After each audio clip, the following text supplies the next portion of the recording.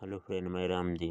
आज साइंस का एक महत्वपूर्ण टॉपिक यानी ब्लड का पूरा कंसेप्ट देखेंगे, जो हर कंपटीशन एग्जाम में कहीं ना कहीं से घुमा फिरा के आए जाते हैं। तो सबसे पहले देखते हैं ब्लड क्या होता है।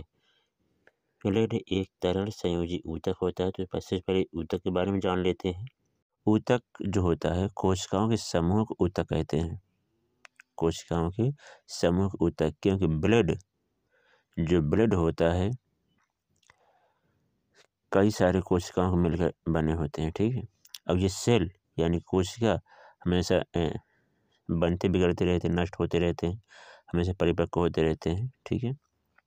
अब संयोजी ऊतक क्या होता है?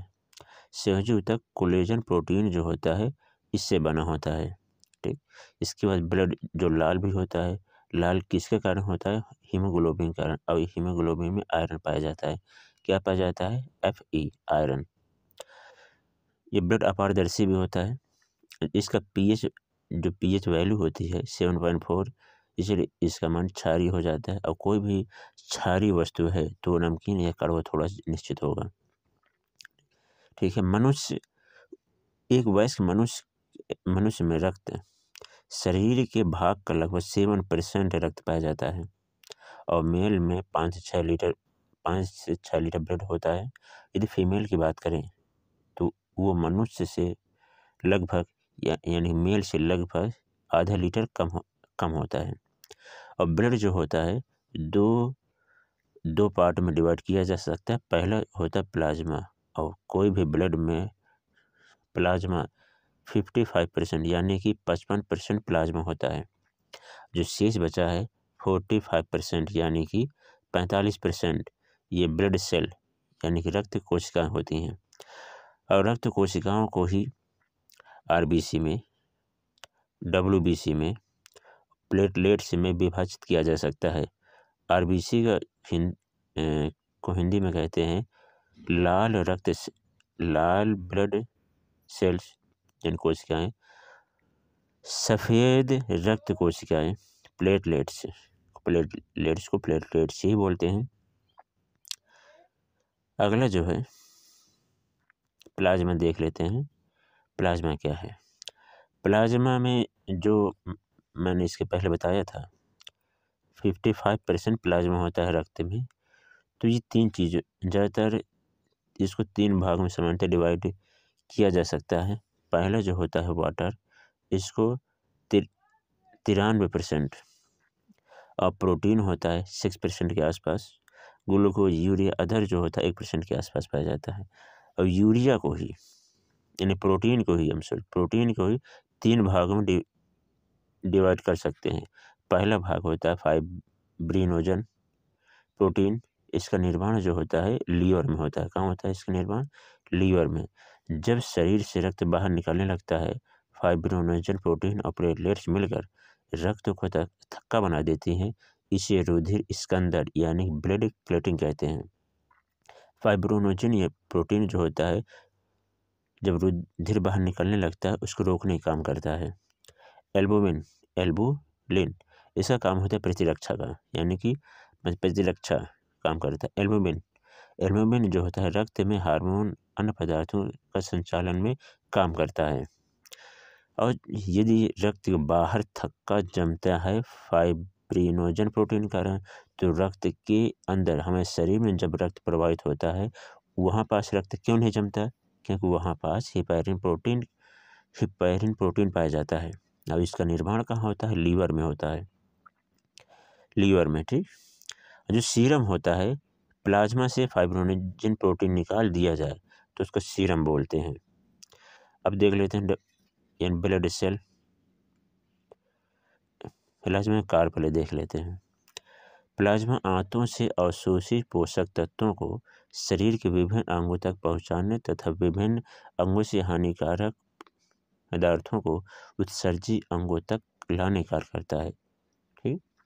दूसरा, ब्लड क्लॉटिंग और प्रतिरक्षा के लिए महत्वपूर्ण प्रोटीन की आपूर्ति करता है, यानी कि फाइब्रिनोजन प्रोटीन जो मैंने बताया था उसका वो ब्लड क्लॉटिंग को रोकने का काम करता है। रक्तचाप को बनाए रखने में मदद करता है। ब्लड का पीएच स्थिर यानी कि पीएच मान जो होता है 7.4 7.4। इसको स्थिर रखने में ये मदद करता है। कौन? प्लाज्मा। ये प्लाज्मा के कार हो गए। अब देखते हैं आरबीसी डब्ल्यूबीसी क्या होते हैं इनके। आरबीसी का दूसरा नाम जो होता है इसको इरेथ्रोसाइट बोलते हैं, और डब्ल्यूबीसी का दूसरा नाम होता है ल्यूकोसाइट, और प्लेटलेट्स का दूसरा नाम होता है थ्रोम्बोसाइट। इसका निर्माण कहाँ होता है? इन तीनों का अस्थिमज्जा यानी बोन मैरो में होता है, इन तीनों का निर्माण। आरबीसी का केंद्रक नहीं होता, और डब्ल्यूबीसी का केंद्रक होता है, और प्लेटलेट्स का केंद्रक भी होता है। नहीं, केंद्रक नहीं होता, सॉरी। आरबीसी का जीवन काल जो होता है 120 दिन के आसपास होता है, और डब्ल्यूबीसी का जीवन काल लगभग 2 से 3 दिन के आसपास होता है, और प्लेटलेट्स का जो होता है जीवन काल 5 से 10 दिन के आसपास होता है।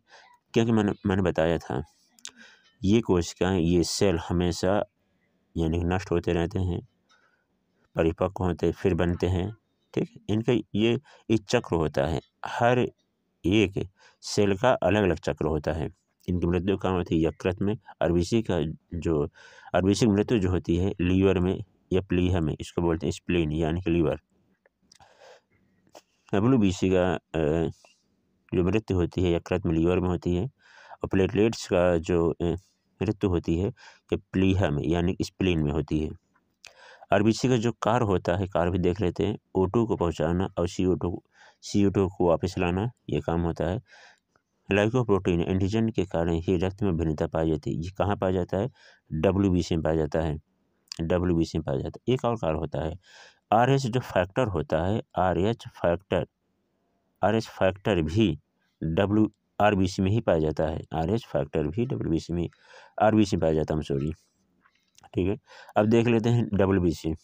रोगों को रक्षा करना, यानी शरीर में जो रोग हो जाते हैं उससे लड़ने का काम जो करता है डब्ल्यूबीसी काम करता है, इसीलिए इसको बॉडी गार्ड भी बोला जाता है।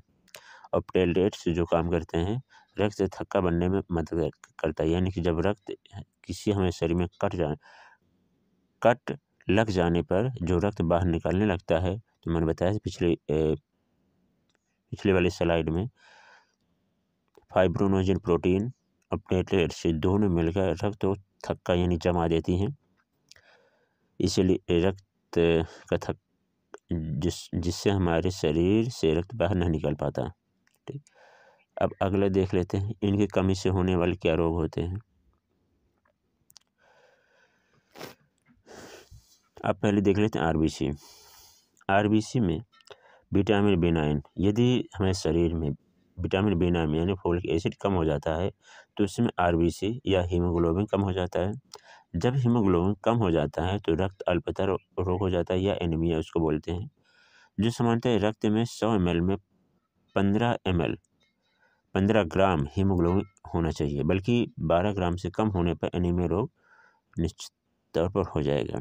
और डब्ल्यूबीसी यदि कम हो जाए तो ल्यूकोपीनिया नामक रोग हो जाता है, और यही यदि प्लेटलेट्स कम हो जाएं तो थ्रोम्बोसाइटोपेनिया रोग हो जाता है। ब्लड क्लॉटिंग होने की आशंका बढ़ जाती है।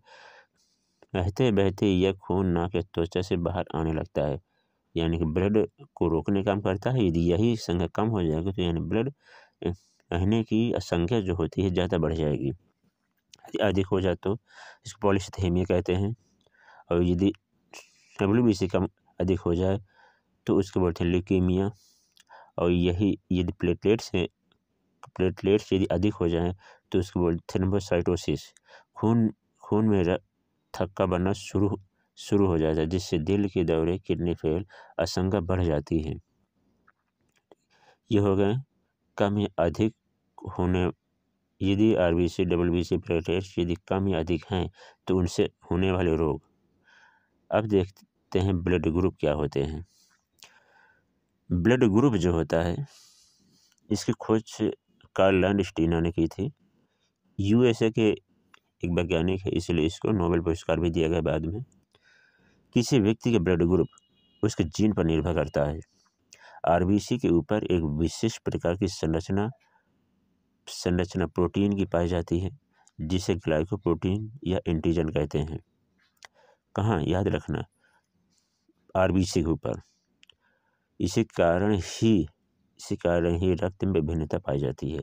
प्लाज्मा में एक प्रोटीन पाया जाता है जिसे एंटीबॉडी कहते हैं। ये एंटीजन है, ये एंटीबॉडी है, जो एंटीबॉडी प्लाज्मा में पाया जाएगा। ठीक है, देख लेते हैं इनके भाग के कौन कौन से होते हैं। ये ब्लड ग्रुप है, ये एंटीजन है। एंटीजन यानी कि एंटीजन किस में पाया जाएगा, आरबीसी में पाया जाएगा, आरबीसी में। वही एंटीबॉडीज जो पाई जाती हैं प्लाज्मा में कहाँ पाई जाती हैं, प्लाज्मा में पाया जाता है। ठीक है, जब ब्लड ग्रुप ए होगा तो एंटीजन ए होगा, स्मॉल ए, और एंटीबॉडीज जो है बी होगा। जब ब्लड ग्रुप बी होगा तो एंटीजन भी बी ही होगा और एंटीबॉडी होगा ए होगा, स्मॉल ए। जब ब्लड ग्रुप ए बी होगा तो एंटीजन भी ए बी होगा और एंटीबॉडी कोई नहीं होगा, यानी कि कोई नहीं है इसमें।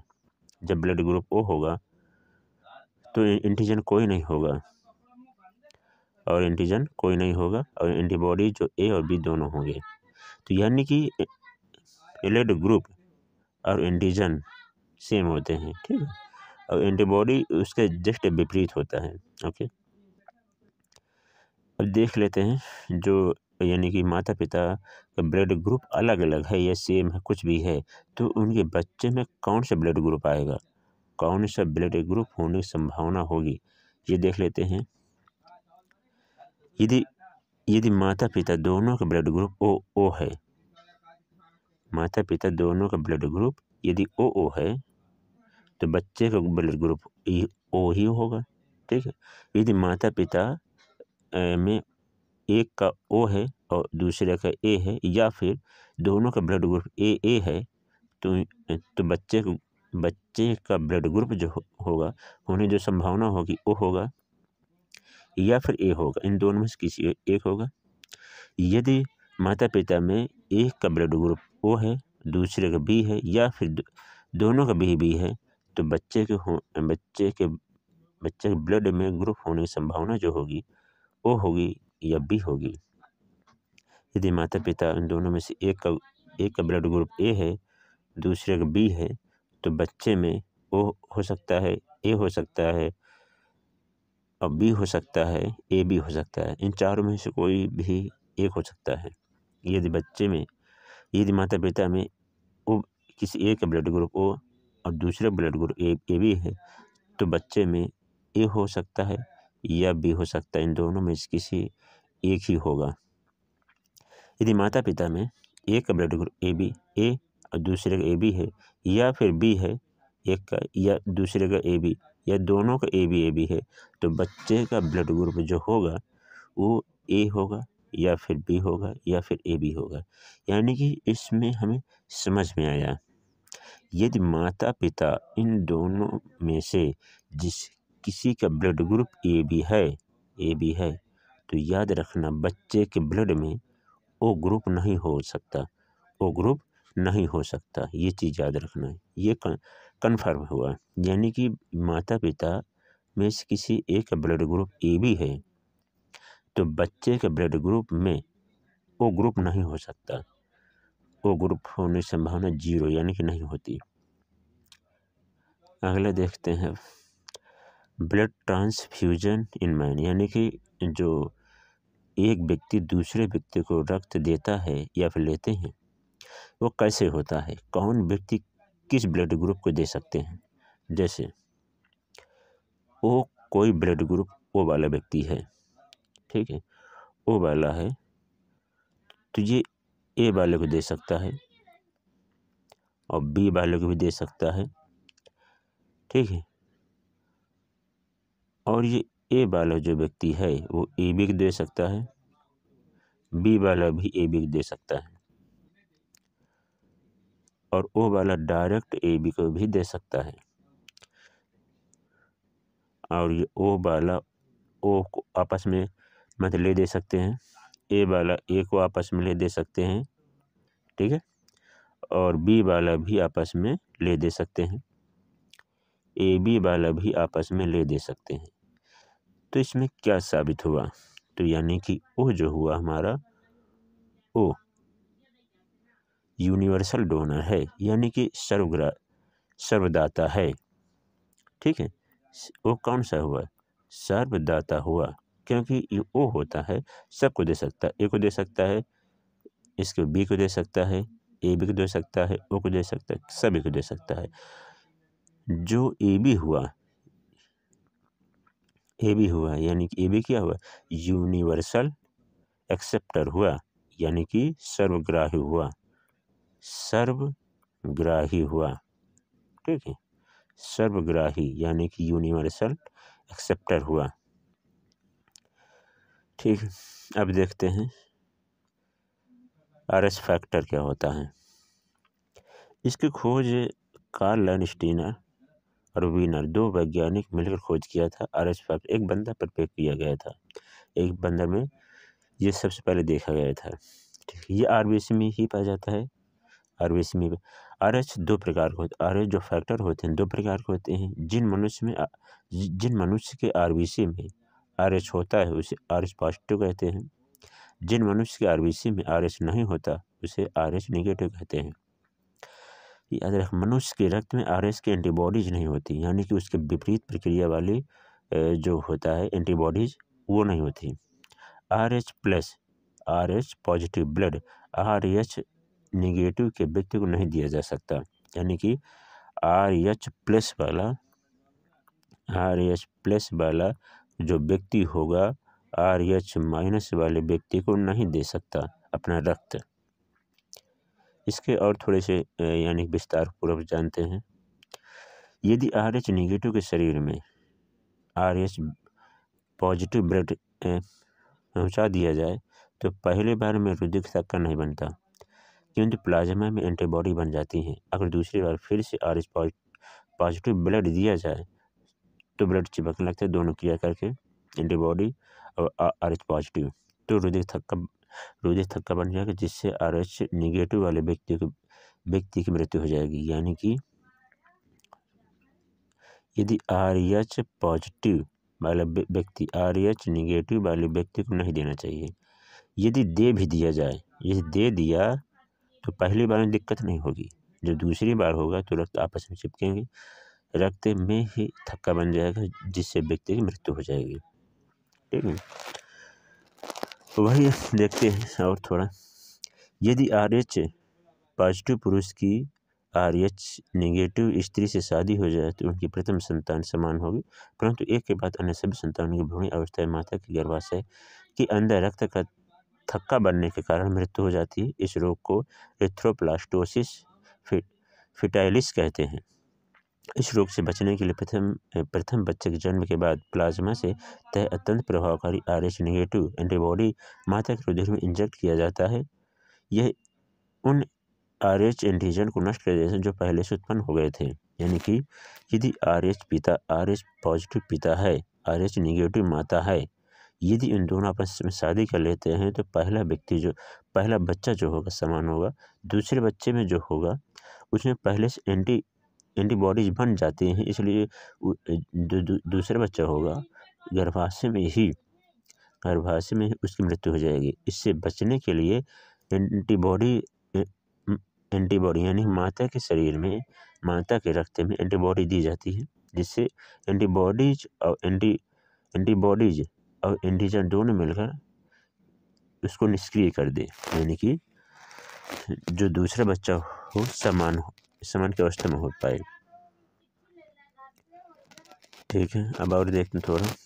यदि पिता का ब्लड RH पॉजिटिव है और माता का ब्लड RH नेगेटिव है तो उनसे उत्पन्न बच्चे का ब्लड जो होगा RH पॉजिटिव ही होगा। ठीक है, RH पॉजिटिव ही होगा। और जो ब्लड का रक्त दाब होता है वो 120 से 180 के आसपास ये भी होता है।